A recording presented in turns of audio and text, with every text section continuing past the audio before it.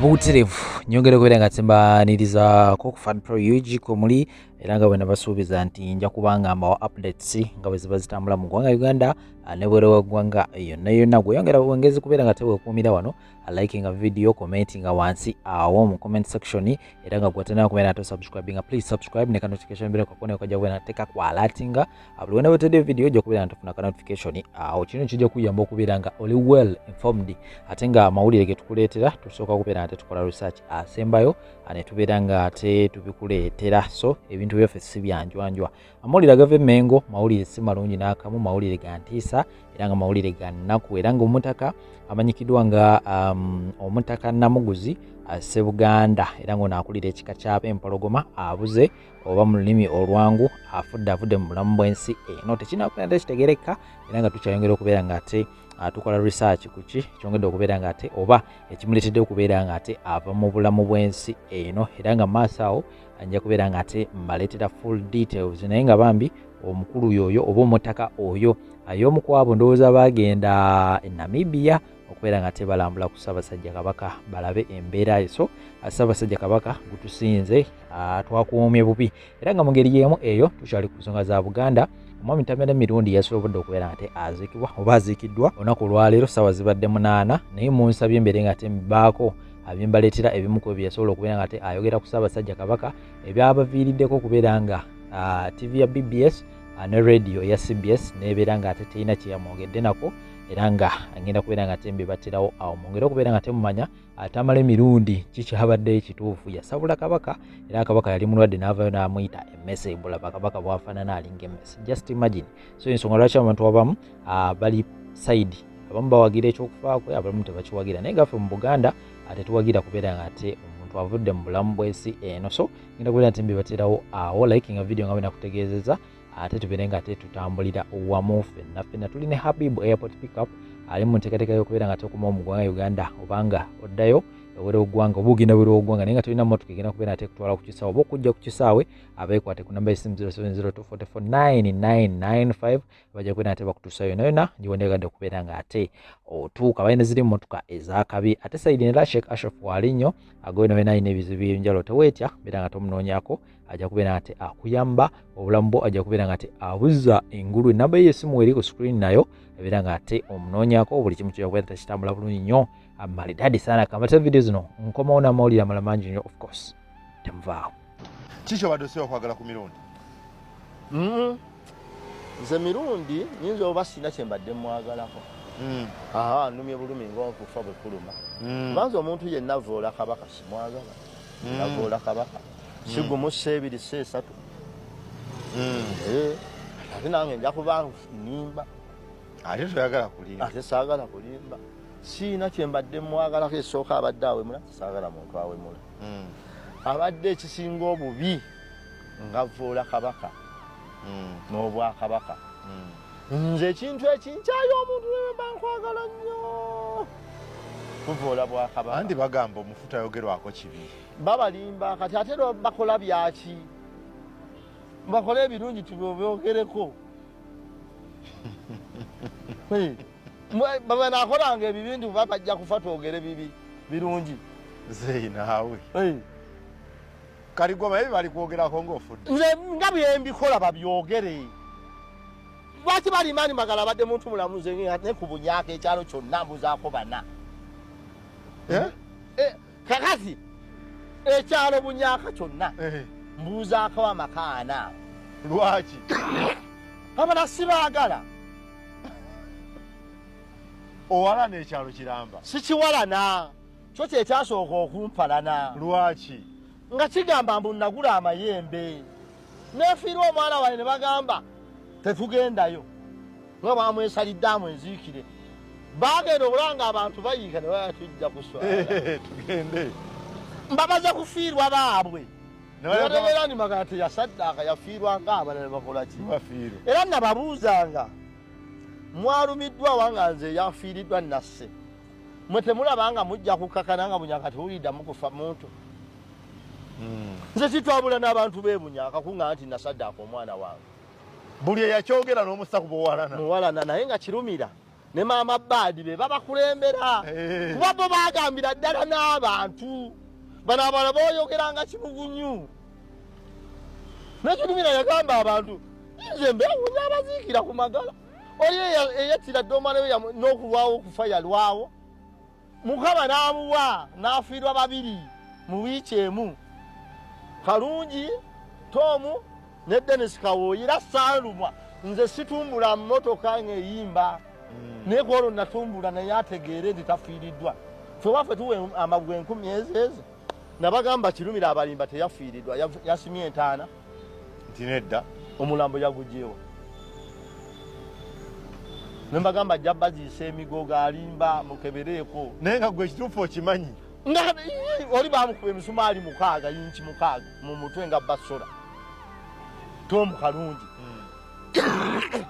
ono Dennis Kawoya n'alwala ekibumba n'afa ono yafa ku Sande ne bamuziika ku bbalaza ono n'afa ku Lwomukaaga ne bamuziika ku Sande eyaddako nenze yabagamba abalimba abaziisa miteteme Nze Itamale mujjukira mumanyi bulungi nnyo ng'omusajja abadde asinga okulimba nti omulimba simanyiyo omuntu abadde alimba mu nsi muno nga Tamale Mirundi Tamale Mirundi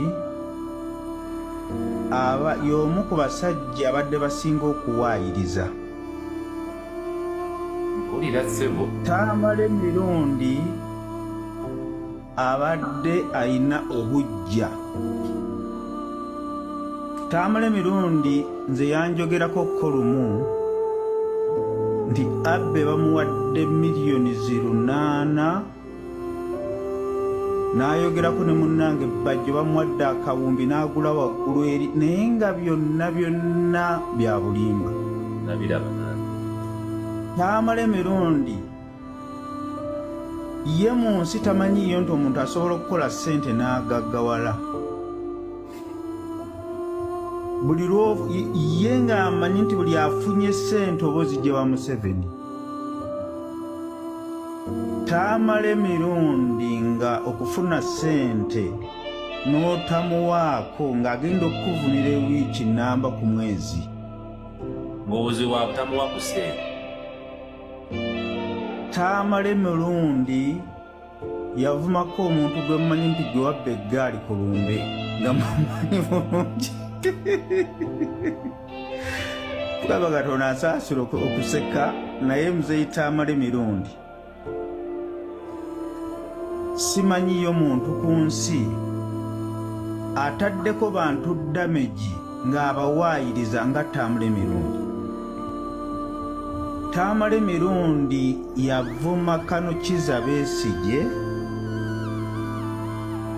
ekigambo bantu batandise kumutegeera nnaku zino nti Tamale Mirundi yali awaayiriza omusajja Tamale Mirundi yavuma Kano Kizza Besigye jjukira ebiseera ebyo nga bakyawa ekitiibwa ebigambo bye nga balowooza buli abeera ku TV ne leediyo byayogera biba bituufu n'agamba Kano Kizza Besigye oyo akuuma luggi lwa Manju akolera Museveni jjo lwe bakitegedde nti omusajja yali kwalaali abaali batakolera Museveni mu abalala baayawuzaamu ekibiina ne basigala enajja nankumbi naye nga yakuba FDC mpaka wansi era abantu bakitegedde butegeze nti omusajja yali awaayiriza walabyeyo wa FDC akungubagira Kano Kizza Besigye amini Tamale Mirundi wamma sinaabayo FDC n'omu ku bintu bibiri waliwo obuwangwa obulina okukyuka omuntu baakola ekirungi bakyogere baakola ekibi n'abaaba afudde boogere munemmengo tina nti omusajja yali ku kyalo naye bannaye abadde atubba abba embuzi abba embaata abba enkoko kaakati mwe baafa mugatugamba nti bannanga badde musufu anti mwe Abaganda omufu aba mutuufu taba mukyamu kaakati omusajja gwe bayita Tamale Mirundi nze ndi musajja Munyankole mange yali Mukiga jjajjanga azaala kitange bagamba yali Munyarwanda yava eyo Rwanda naye ffe tuwangaalidde mu Buganda naye tuwulidde tufunye emirembe mu Buganda, Ssaabasajja Kabaka tasosola.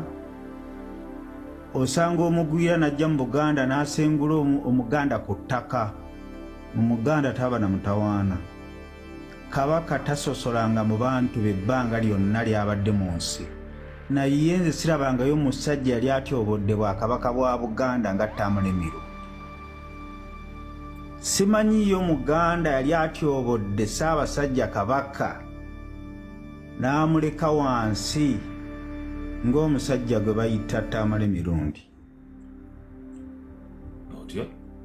Omusajja gwe bayita Tamalemeru yatandika bulungi nnyo ng'ali ku TV. Yasooka mu kubeera mu opposition n'ayogera ebigambo ku CBS awo ng'ensi yonna Tamale baaba ayogera. N'obeera mu takisi, ensi esirika n'obeera mu takisi, nze natulako mu takisi nga Tamalemeru ayogera kukkiriza oba gaana. Nensasula ne bagamba kansasule mwetoole muddeyo ne sivaamu nga Tamale tannamaliriza. Wasasula taxi neddayo nga ntudde mpulira Tamalemeru. N'agamba nze sirikolera mu gavumenti eno ate nga bayogera ng'ali serious. Be baamuwa obwogezi bwa pulezidenti ne bamugamba watugamba nti tolikolera gavumenti eno ate nga buli kimu aba ne ansa yakyo. N'agamba kitange yampeerera kwogerera ku nnyimbe. Mbadde yampeerera nfune omulimu nkole nsasulwe. Ekyo kikulaga nti abadde musajja atanywerera ku bigambo bye. Bwe yavaayo n'agenda ku TV gye bayita gye yasinga okukolera erinnya ku NBS. Ku makya yalinga Tamale bagiyitanga ani? One on one. Ne Tamalemeru. Abantu baasiibangako nga bawuliriza Tamalemeru. Bagenda keeranga ku manganzu ku makya. Naye nga baayogera ensonga nga bagitwala omusajja omukulu ayogedde munnabyabufuzi kuba yabadde mumanyi. Era nga mu kibuga bagamba Tamale yagambye. Baamuwulirizanga. Omanyi basobola okuwulira naye nga tebakuwuliriza. Ebigambo ebyo byawula. Biwulira sebo genda maaso. Tamalemeru be yava ku n'akyusa ebigambo n'atandika okukuba ate gy'awagira. Ne bamugoba ku TV. Awo wonna nno tewabeerawo bwesigwawo. Bwe yava ku TV eyo gaggadde n'atandika okutagala. N'ava ku kitiibwa kye yali ayina omusajja munnamawulire omutendeke n'afuuka kabaata buloga. Yatandika okuva mu buloga n'alyoka avuma buli muntu mu nsi muno. Buli sereebu ali mu nsi muno Tamalemeru yali amuvumyeko.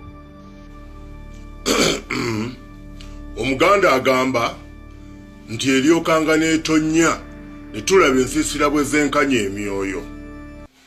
Naye kitalo nnyo ekya mukadde waffe Tamalemeru. Wabula twewuunya.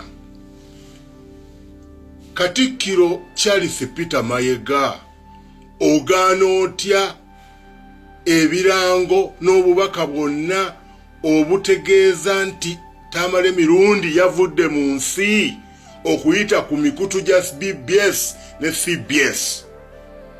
Kubanga wano juzi twakyewulirako nga babuuza omu ku bakozi bammwe Medi Nsereko lwaki abakungu bonna abali ku opposition tebafuna chance kwogererako ku mikutu gya Ssaabasajja.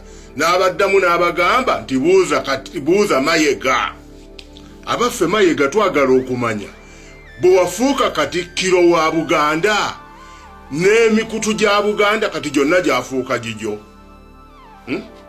Omuntu bw'aba amaze okufa mu kitiibwa mw'oli n'obukulembeze wali badde kyakulabirako ne bw'aba yakugamba ebigambo ebifaanagana bitya naye ng'amaze okussa omukka ogw'enkomerero kiri kiba kibokisi bubokisi, omuntu yenna afumiitiriza abikkako n'atalaga n'okusinziira ku kitiibwa ky'olimu.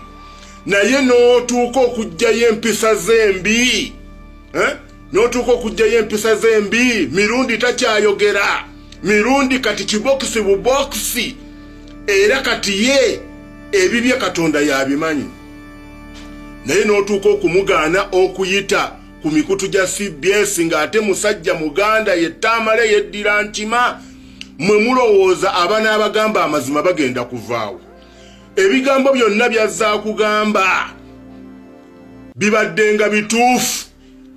Tunuulira abantu wano, Tamale mirundi yatutaasa n'omugenzi Seeka Muzaata ku kyapa mu ngalo, kyali kifuuse kyapa mu ngalo, ne bakiyimiriramu abasajja babiri, omugenzi Muzaata ne Tamale mirundi, ne batukomeza kyapa mu ngalo.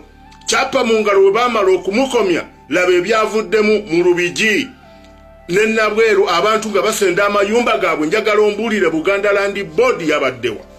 Abantu bangi bafiiriddwako ebintu byabwe nga Buganda Land Board balina ebiwandiiko byabwe. Kakati ng'ojja ogamba nti Tamale mirundi bye yayogeranga yali mukyamu. Tamale mirundi abadde n'amwatulira. Tamale mirundi abadde ekimunyigiriza ku mutima akijjayo n'akyogera. Era nze kwegamba nyigira nnyo omuntu yenna adda mu kufa kwa Tamale n'ajaganya, kubanga yamaze omulimu gwe, amaze olugendo lwe, kati ffe tusigadde kaakati ku musuuluulu. Gwe bali kwogerako ki ng'ofudde? Kubanga Tamale mirundi akozesezza amagezi n'obwongo Katonda bye yamuwa n'atuusa ku bannayuganda ekyo kyalina okubatuusaako, newankubadde ng'abadde awagira gavumenti enyigiriza abantu eri mu buyinza. Naye ekyo owulire tekiyinza kumuwalanya paka mu ntaana gy'agenda. Ye yamaliriza omulimu gwe. Abantu aboogera amazima, abantu bannaamwatulira, ababadde batugambira ku gavumenti, abatugambira ku bakungu, abatugambira ku bakukunavu, bagenda bafa baggwawo, naye nga ffe twongera kuseka busesi, abamu twongera kujaganya. Wano omugenzi Seeka Muzaata yafa, lyali ddibudde nnyo eri Uganda. Omugenzi Seeka Anasi Ssesimba, omugenzi Seeka Anasi Kaliisa yafa, y'omu ku baali bannamwatulira. Bannayuganda ne mutunula butunuzi. Jeno Kasirye Gwanga yafa mu nfa erya bulaputire. Abantu mwatunula mutunuzi, abantu bagenda batuggwako. Waliwo omuvubuka muto wange Jakana Nadduli naye yafa. Owulidde mu bintu ebitategeerekeka, be bantu be tubadde tulina bannamwatulira. Omugenzi Cyprian Kizito Lwanga yafa mu ngeri etategeerekeka. Abantu abasobola okwogera ensonga, omugenzi Metropolitan Jona Lwanga ow'Ennamungona Orthodox Church naye yafa mu ngeri etategeerekeka. Kakati tubadde tusigaza Tamale mirundi naye wuuyo agenze. Gw'ojaganya ki? Kubanga yamaliriza emirimu gye yagenze, ffe tusigadde kakati ku musuuluulu, ffe tulina okwewozaako. Ebyo byonna ebyamusobako oba ebyakola bitya, ye yamanyi ne Katonda we bw'agenda okubigira. Naye bannange, empisa y'okujaganya tetuganye. Waliwo omuntu akola obubi n'owulira nga ddala yalifudde wali badde ojaganya, naye tubikkako. Olaba n'Obote wano ku bintu bye yakola bwe yafa, abajaganya baali batono, kubanga si kya buwangwa bwaffe wano mu Buganda omuntu okufa gwe ate n'odda eri n'ojaganya. Nze mbadde ngoberera omusajja oyo abadde talina muntu gw'atayisaamu ggaali, naye ng'akuyisaamu eggaali okusinziira kiki ky'oba okoze, akuyisaamu eggaali okusinziira ku mbeera gy'oba otaddewo. Ate abadde ayogera ebyo abantu bye basinga okwagala okuwuliriza. Nze natandika okugoberera Tamale mirundi, oyinza mu abavubuka abakyali abato, nze natandika okugoberera Tamale mirundi ng'akyali ku CBS eyo gye baamuganya okumulangirako nti yafudde, nga bali ne Madamu Teacher Nambooze, nga bali n'omugenzi gundi ono eyafa omulala. Nenzija nga mumugoberera n'ava ku CBS n'agenda ku radio, ate awo yabeera ku CBS yaliwa opposition naye oluvannyuma lwa Media kyambadde okumwogereza n'amutwala mu gavumenti n'atandika okukola ebyo naye era newankubadde abadde mu gavumenti n'aba gavumenti bennyini abadde abayisaamu eggaali abadde talina muntu gw'atayisaamu ggaali n'olwekyo rest in peace Comrade Tamale Mirundi ne Mukama akuwa ekiwummula eky'emirembe n'ekitangaala eky'olubeerera kikwakirenga kubanga okoze omulimu gwo gw'obadde oteekeddwa okukola bangi mujja kuvaayo muvume muyombe naye muyombera bwereere mwesekerere mwekaabire mwekka kubanga abantu ababadde basobola okulwanirira abanaku bagenda baggwaawo newankubadde abadde wa movement newankubadde abadde awagira ekibiina ekiri mu gavumenti naye bw'abadde ng'alaba ensobi abadde yavangayo n'agyogera so singa bano abaliyo ne bw'alaba ensobi tasobola kugyogera naye ekidomola abadde akiyita kidomola owulidde ekyo tukimwebaliza avuddeyo n'awabula gavumenti era bwe yasoobagana nayo abadde agikuba n'alwanagana nayo ebintu bingi nnyo Tamale Mirundi n'abo bemmenye Seeka Muzaata Spiran Kizito Lwanga n'abalala bye baataasa eggwanga lino oba olyawo nga byali baddewo ebiri n'olwekyo nze okufa kwe ndi omu ku baanyoleddwa ennyo naye wano mu Buganda omuntu omukulu nga ggwe Katikkiro Charles Peter Mayiga ekikolwa kye wakoze ekyokugaana ebirango n'obubaka bwonna okuyita ku terefayina ya Ssaabasajja ne CBS kikolwa kya bugwenyufu kikolwa kya buwumbatuutu ekikolwa ekitalaga mpisa ya Muganda naddala nga ggwe ali mu kifo ekyobuvunaanyizibwa ekifaanana ng'ekyo rest in peace Comrade Tamale Mirundi ne Mukama Katonda akuwa ekiwummula eky'emirembe n'ekitangaala eky'olubeerera kikwakirenga gy'olaze ffenna gye tujja kubanga ekiriwo kusookayo busoosi naye nga ffenna tuli kaguwa simanyi ggwe kiki kye bali kwogerako ng'ofudde n'ova mu bulamu bw'ensi eno Tamale Mirundi talina muntu gw'atayisizzaamu ggaali naye omuntu bw'afa byonna tubibikkako ne tugamba nti rest in peace Katonda akuwa ekiwummula eky'emirembe kubanga ggwe emirimu gyo oba ogimaze